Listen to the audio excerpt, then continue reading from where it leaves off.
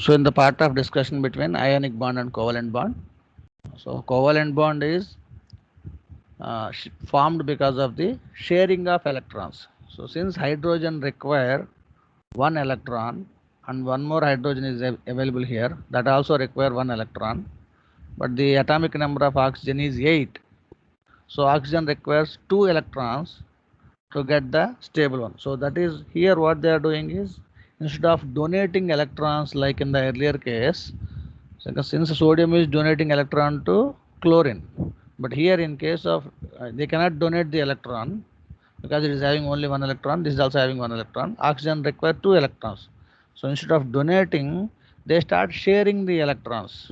Okay, one electron from this one is going to be shared here, and one electron from this one is going to be shared here. So one electron is shared between oxygen and hydrogen, and another one more electron is shared between oxygen and hydrogen. So all this sharing, because of the sharing, this H2O molecule will become stable. Okay, so this now here, this bond which is formed because of the sharing is called as covalent bond.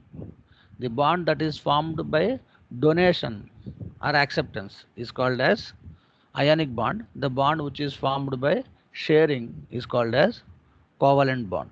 Okay, so this covalent bond is key for in the polymer concept. So that is why I have discussed this ionic bond and covalent bond. So as I have already informed you, these polymers are long chain like structures whose molecules are repeated in nature and are connected by covalent bonds.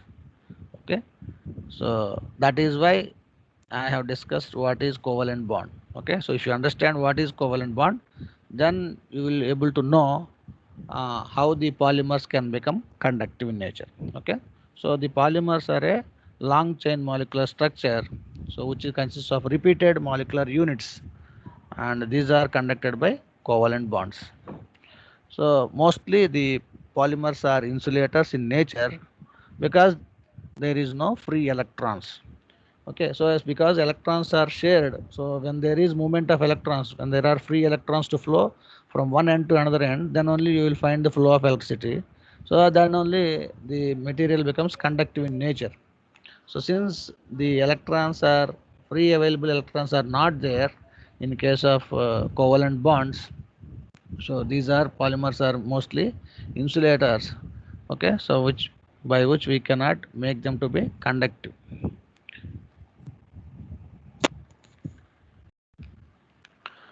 So since these electrons are strongly bonded, so drifting movement of electrons in case of this covalent bond structure is very difficult.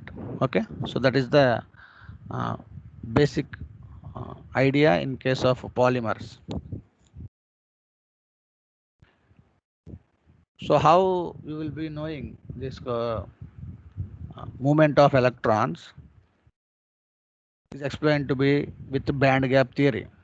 Okay, so in the band gap theory, here I am showing you uh, three band gap theories of three materials, that is conductor, semiconductor, and insulator. So if you are look closely observe this conductor, so in the conductor there is no gap between the conduction band and valency band. Okay, so here almost these two are getting overlapped each other, so flow of energy, flow of electrons, emission of energy is possible in case of conductor. So in case of semiconductor you have a small energy band gap, so that is why you require some sort of doping which we call n type material or p type materials. So you are going to dope silicon, germanium. So you have studied in PN junction, formation of PN junction and all, so doping things. Okay, so by adding some impurities we will make the conduction happen here in case of semiconductor. But in case of insulator, if you look at closely, there is a large gap between the conduction band and valency band. Okay, so due to which there is no a point of free movement of electrons from valency band to conduction band. So which is why Insulators do not conduct electricity, whereas conductors conduct electricity. Okay. So this is the band gap theory.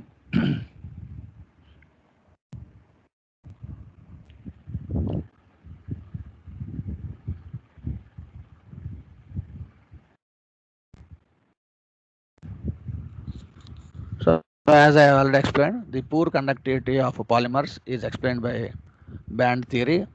The energy levels of electrons generally occupy lowest bands that are called as valency bands, so which are inert to electrical perspective. Okay, so inert to electrical perspective means they do not conduct electricity. That means they do not allow free flow of electrons. Okay. The highest bands which participate in electric conduction are called as conduction bands. So if electron is available in the conduction only, then the material starts conducting.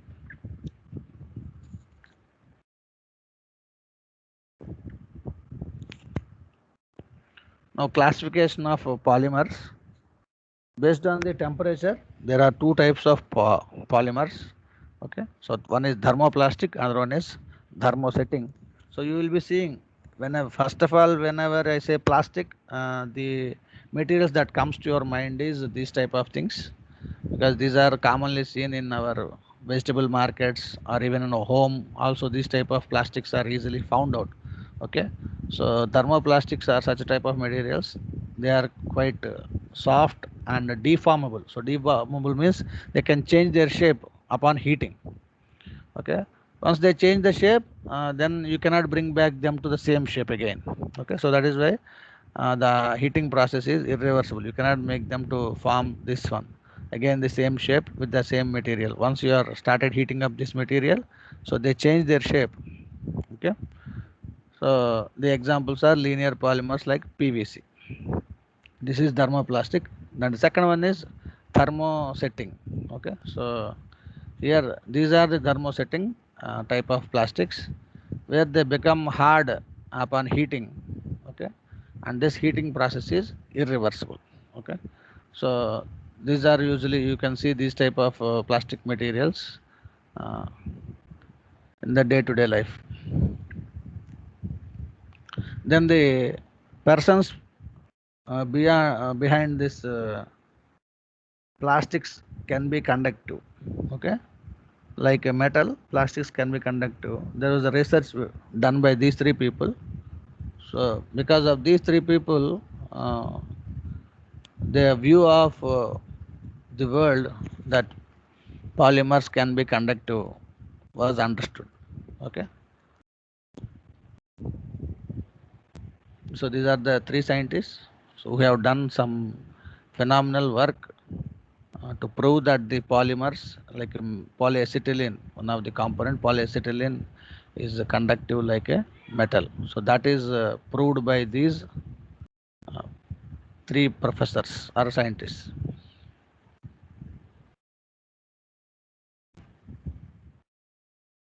So conductive polymers are nothing but organic polymers that conduct electricity.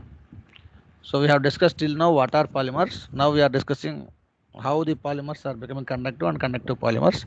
So generally polymers have good insulating properties, but when these polymers are uh, subjected to certain conditions, they start conducting. So these materials are very key in the modern world because their application ranges from very small containers to even clothing also. These conductive polymers are used. Okay, so like you can see now the plastic material. Okay, your super AMOLED glass. Okay, so they are all conductive to nature. Okay, when you are touching your mobile phone, so that means there is some electrical conduction happening when you touch your mobile phone. Okay, so those things and the nameplate strips, some of the nameplate strips and all, they are all of conductive polymers in nature. Touch pads especially are conductive polymers in nature. Okay, so those are different range of applications of conductive polymers. We will see at the last slides what are the different applications that is there with conductive polymers. So what are the basic properties of polymers? So a good polymer will have chemical resistivity at room temperature, and it should have low density, and it should have brittleness at low temperatures, and it can be stretched to form films. Okay, so these are the basic properties of a polymers. Then what is polymerization? The process of linking the repeating units of monomers is termed as polymerization. Okay, so I have already shown you what is a monomer. So here I have given you the polyethylene. So CH2, CH2, this is the monomer.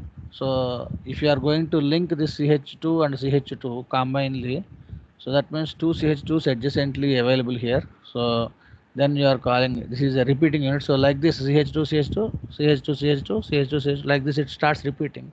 So then this becomes a polymer. So these are polyvinyl chloride, polyisobutylene. Okay.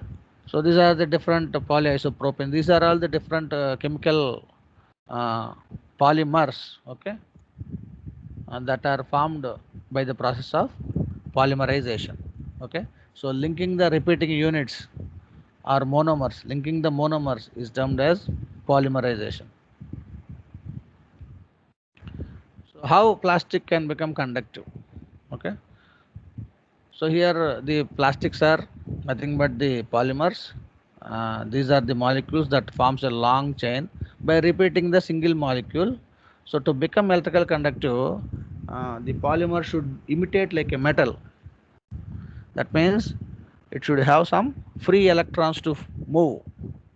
Okay, so the electrons should not be bound to the atoms. It should have some free electrons to move. Then only your polymer becomes conductive in nature. So if there are no free electrons, then it cannot become a conductive in nature. So in case of covalent bonds, I have shown you that the sharing of electrons takes place between the atoms. So because of the sharing of electrons, there is no free electron available. So what the point you should do, you should make something that there are some free electrons available. So then the conduction is possible. Okay. So the simplest possible conjugate polymer was polyacetylene. As I told you, those three professors explained with the polyacetylene how the polyacetylene behaves like a metal and starts electrical conduction. So polyacetylene is obtained by the polymerization of acetylene. So diamond contains sigma bonds and pi bonds. Graphite, acetylene both have pi bonds. Okay. So here there are two types of bonds that are available: sigma bond and pi bond. Sigma bonds are generally strong bonds, and the pi bonds are a little bit weaker bonds. So by breaking up of the pi bonds, we can have some electrons movement. Okay. So that is the way we can make these polymers to be conductive by doping some impurities. Okay, so this is the basic structure of carbon compounds. Okay, so by breaking this sigma bond and pi bond here, so we cannot break the sigma bond. We can break the pi bond. Okay, so as three components again, I will be showing to you: polyacetylene, graphite, and the diamond. So these are the three structures. Okay, so this is the structure of polyacetylene, and this is the structure of diamond lattice, and this is the structure of graphite lattice. Okay, so these three materials are carbon compound materials. Okay, so in these three carbon compound materials, we are taking the example of polyacetylene. So two conditions that are to be met to make the polyacetylene to be conductive. So as I told you, the polymer consists of alternating single and double bonds, which are called as conjugate double bonds. I can see the diagram. In the diagram, you can see here it is single bond and double bond, single bond, double bond, single bond, double bond. So it goes on like this. So since the polymer consisting of alternate single bonds and double bonds. Okay, so it contains a strong sigma bond. Okay, one bond is strong sigma bond and another one is weak pi bond. Okay, so in addition to every double bond, uh, it also contains less strongly localized pi bond. Okay, so this, as I told you, these pi bonds are weaker bonds, so we can make use of this weaker pi bond and make the polymer to be conductive by doping. Okay, so what is doping? Nothing but the process of adding impurities. So you can add impurities by two methods. One is oxidation, another one is reduction. So by removing electrons, it is called as oxidation. By adding electrons, is called as reduction. So either of these two process, either by oxidation process or by the reduction process, uh, that means addition of impurities. This doping is done. As conductive polymers are inexpensive and they can have very synthesized properties and easily modulated, so these applications have dominated, getting very importance. Okay, so here we have taken two conditions, one is ethane, another one is acetylene.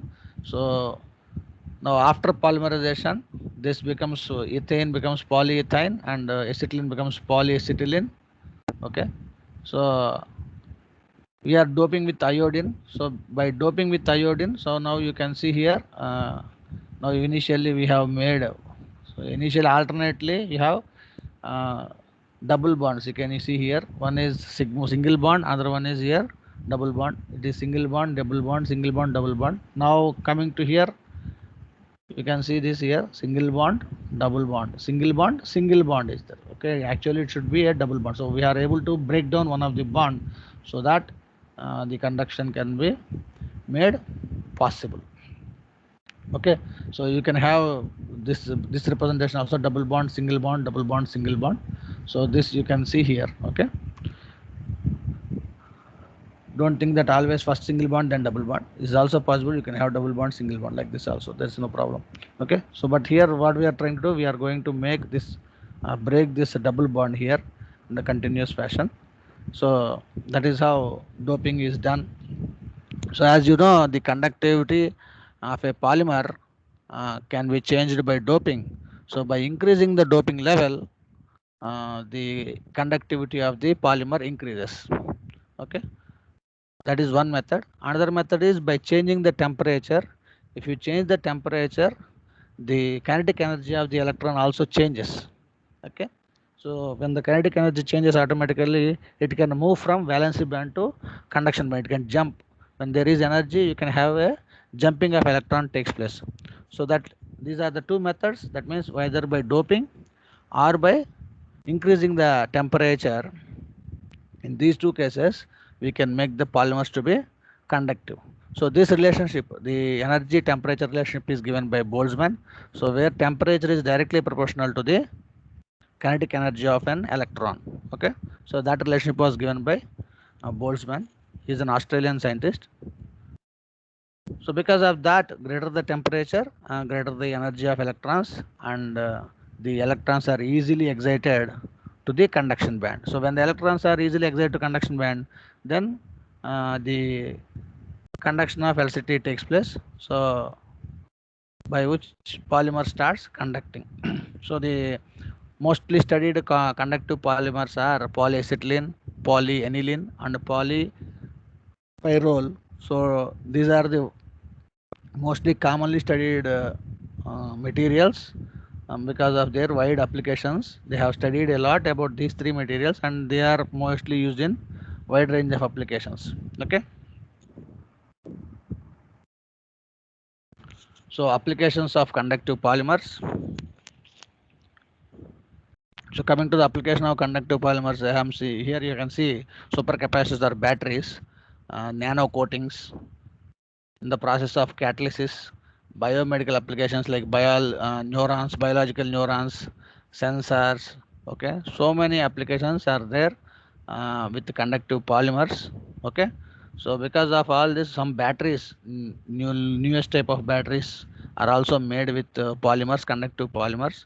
Okay, so these are the major applications of conductive polymers. These are especially used in electronics and biological applications, and even clothing. I told you in the starting of the uh, slides, one of my starting slides, I told you that in clothing also we are going to see these conductive polymers.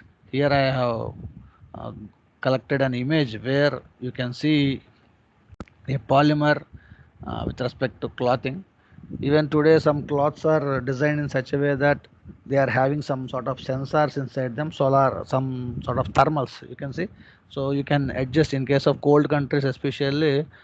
You can see you can adjust the temperature to make them warm inside. Okay, so that type of technology is available, and you can see some of the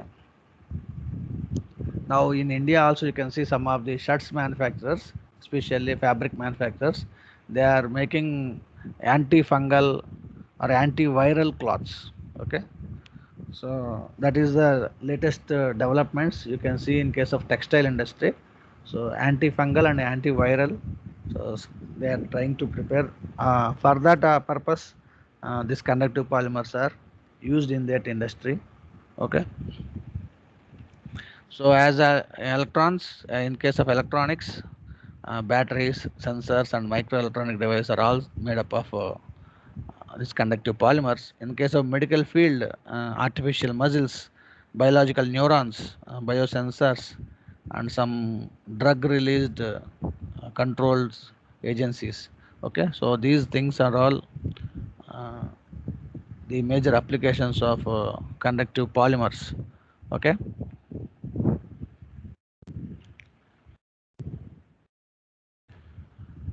So, as coming to the closing session of our lecture, the conductive polymers,